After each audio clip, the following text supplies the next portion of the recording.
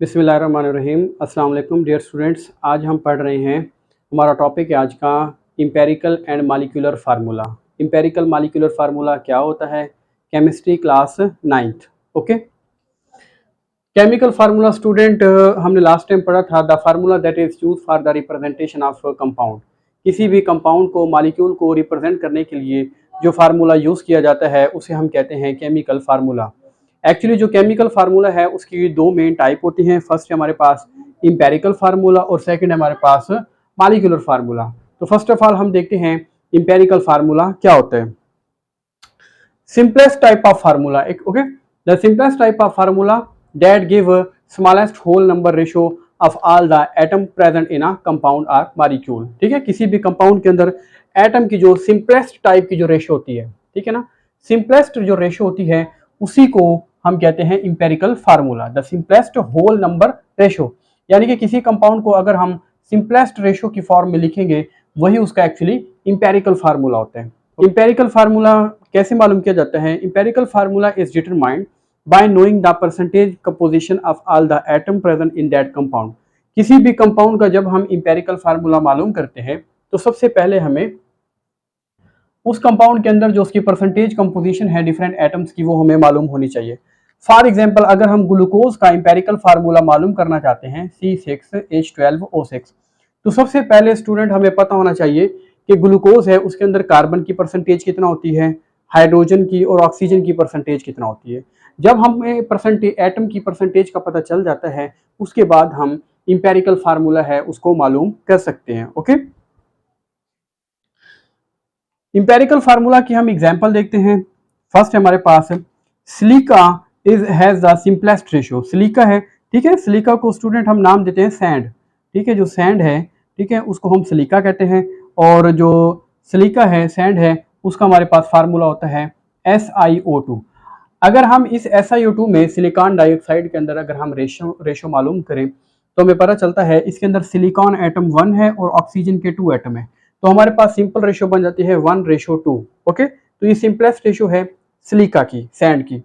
Second हमारे पास glucose. Glucose has simplest ratio of 1:1। Okay, glucose है, इसकी भी सिंपलेस्ट रेशो क्या आती है? ग्लूकोज का जो इंपेरिकल फार्मूला है वो हमारे पास आता है CH2O। ओके, अब इसमें कार्बन आप देख सकते हैं 1 है हमारे पास, हाइड्रोजन के 2 एटम है, ऑक्सीजन का 1 एटम है। तो इस तरीके से हमारे पास जो सिंपलेस्ट रेशो आ गई है वो बनती है 1:2:1।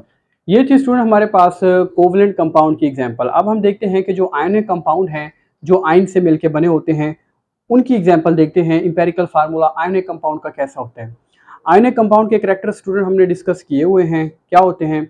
Those compound which are composed of ions. ऐसे कंपाउंड जो आयन से मिलकर बने हों उन्हें हम आयनिक कंपाउंड का नाम देते हैं। और जो आयनिक कंपाउंड है वो अपोजिटली चार्ज आयन से मिलकर बनते हैं, जैसा कि हमने पहले भी पढ़ा है, sodium ion plus chloride ion. अब ये अपोजिटली चार्ज आयन है, जब आपस में मिल जाते हैं तो इसके नतीजे में एक न्यूट्रल मॉलिक्यूल है, न्यूट्रल एक कंपाउंड है वो बन जाता है। ठीक है, वो न्यूट्रल कंपाउंड है उसको रिप्रेजेंट करने के लिए एक टर्म यूज की जाती है जिसे हम कहते हैं formula unit. Ionic compound.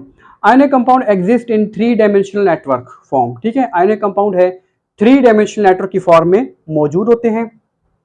Each आइन is surrounded by oppositely charge आइन। ठीक है, हर आइन है उसको अपोजिटली चार्ज आइन ने सराउंड किया जाता है, जैसा कि डायग्राम में आप देख सकते हैं। React with each other and form electrical neutral compound. जैसा कि Na और Cl है, ये जब आपस में मिलते हैं तो न्यूट्रल कंपाउंड बन जाता है NaCl। Okay, ionic compound is represented by formula unit. Student ये एक टर्म्स होती हैं, ठीक है, कि कोई भी अगर लिक्विड या गैसियस फॉर्म में होता है उसके लिए हम मॉलिक्यूल का वर्ड यूज करते हैं।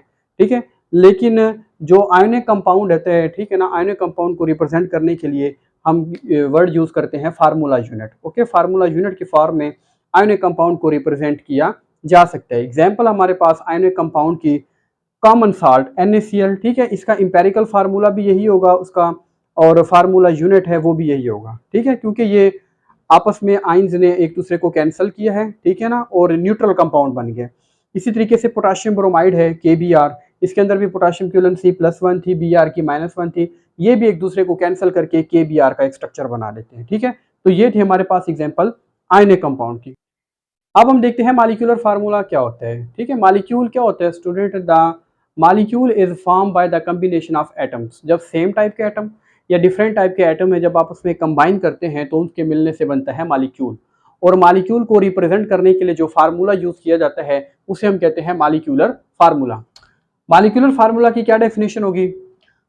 The actual number of atom of each element present in a molecule. ठीक है, the formula that represent the actual number of all the atom.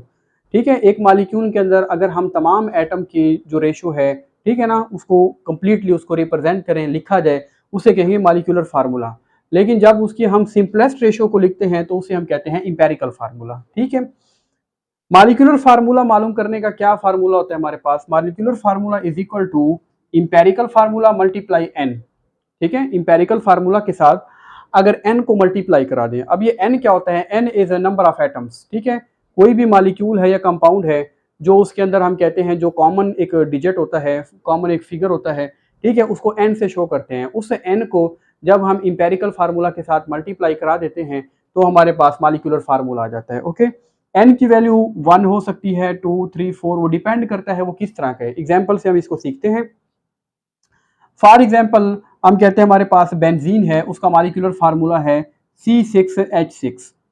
अब इसमें अगर आप देखें स्टूडेंट, C6H6 है, ठीक है, अब ये 6 पे डिवाइड हो जाते हैं। ठीक है, जब ये 6 पे डिवाइड हो जाएंगे तो इसका इंपेरिकल फार्मूला है वो हमारे पास आ जाता है CH। इसी तरीके से अगर आप ग्लूकोज की एग्जाम्पल लेते हैं, ग्लूकोज का मॉलिक्यूलर फार्मूला होता है C6H12O6। अगर आप देखें ये 6 पे डिवाइड हो रहे हैं तीनों वैल्यूज, जब इसको 6 पे डिवाइड करेंगे तो हमारे पास वैल्यू क्या आ जाती है? CH2O।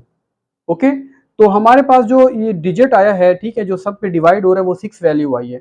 अब 6 को अगर हम इंपेरिकल फार्मूला 6 को CH2O के साथ अगर मल्टीप्लाई कर देंगे तो दोबारा वही फार्मूला हमारे पास आ जाएगा। ओके, इसी तरीके से बेंजीन की हम बात कर रहे हैं। बेंजीन का हमारे पास जो इंपेरिकल फार्मूला आ रहा है वो है बेंजीन का हमारे पास CH। ये बेंजीन का इंपेरिकल फार्मूला है। अब इसके अंदर जो कॉमन जो n की वैल्यू थी एक्चुअली वो हमारे पास आ जाती है 6 है। ठीक है, अब ये इंपेरिकल फार्मूला है CH है, इसको आप मल्टीप्लाई करें 6 के साथ तो वो हमारे पास आ जाएगा C6H6। सो मॉलिक्यूलर फार्मूले को मालूम करने के लिए हम इंपेरिकल फार्मूला को n की नंबर ऑफ एटम के साथ मल्टीप्लाई करा देते हैं, वो दोबारा वैसे बन जाते हैं। मॉलिक्यूलर फार्मूला बेंजीन का C6H6 है, वो ड्राइव किया है, यहाँ पे 6 पे डिवाइड किया तो n की वैल्यू हमारे पास 6 आ जाती है। ओके, मॉलिक्यूलर फार्मूला में बी सेम और मल्टीपल। किसी भी कंपाउंड का मॉलिक्यूलर फार्मूला सेम भी हो सकता है वरना वो मल्टीपल भी हो सकते हैं। जैसा कि मैंने आपको एग्जांपल दी ग्लूकोज की, ग्लूकोज के अंदर मल्टीपल वैल्यू क्या आ रही है हमारे पास? 6। ठीक है, 6 के ऊपर ये डिवाइड हुआ है तो हमारे पास ये सिंपल रेशो आ गई। अगर इसी को रेशो को अगर आप 6 से डिवाइड मल्टीप्लाई कर देंगे तो दोबारा हमारे पास यही वैल्यू आ जाएगी C6H12O6। और कुछ कंपाउंड ऐसे हैं जिनका इंपेरिकल और मॉलिक्यूलर फार्मूला सेम होता है। फॉर एग्जाम्पल वाटर है, ठीक है, या हमारे पास कॉमन साल्ट है, ठीक है, या हमारे पास कोई आप कह लें HCl है, हाइड्रोक्लोरिक एसिड है, इनका इंपेरिकल मोलेकुलर फार्मूला सेम होता है। हाइड्रोजन परऑक्साइड की बात करें, इसका मॉलिक्यूलर फार्मूला होता है H2O2। ओके, अब ये देखिए 2 पे डिवाइड हो रही है, जब दोनों को आप 2 पे डिवाइड करेंगे तो वैल्यू सिंपल फॉर्मेट में हमारे पास आ जाएगी HO। अब यहाँ पे अगर आप देखें जो n की वैल्यू है वो 2 है क्योंकि 2 पे डिवाइड हुआ है। इसी तरीके से बेंजीन है, इसका मॉलिक्यूलर फार्मूला C6H6 था, ये 6 पे डिवाइड हुआ है और वैल्यू हमारे पास आ गई CH। ग्लूकोज का मॉलिक्यूलर फार्मूला था C6H12O6, 6 पे डिवाइड करेंगे तो हमारे पास वैल्यू आ जाती है CH2O। और वाटर है, इसका इंपेरिकल मॉलिक्यूलर फार्मूला सेम होता है। इसी तरीके से हाइड्रोक्लोरिक एसिड का भी इंपेरिकल मॉलिक्यूलर फार्मूला सेम होता है। तो ये था स्टूडेंट हमारे पास इंपेरिकल और मॉलिक्यूलर फार्मूला का डिफरेंस। पेपर के अंदर मोस्ट इंपॉर्टेंट क्वेश्चन है, ये पूछा जाता है, आपको कॉन्सेप्ट इसका क्लियर होना चाहिए। इंपेरिकल फार्मूला, ठीक है, सिंपलेस्ट होल नंबर रेशो को कहते हैं हम, ठीक है, जो डिवाइड होकर हासिल होती है। और अगर हम ऑल द एटम को रिप्रेजेंट करेंगे तो उसको मॉलिक्यूलर फार्मूला का नाम दिया जाता है।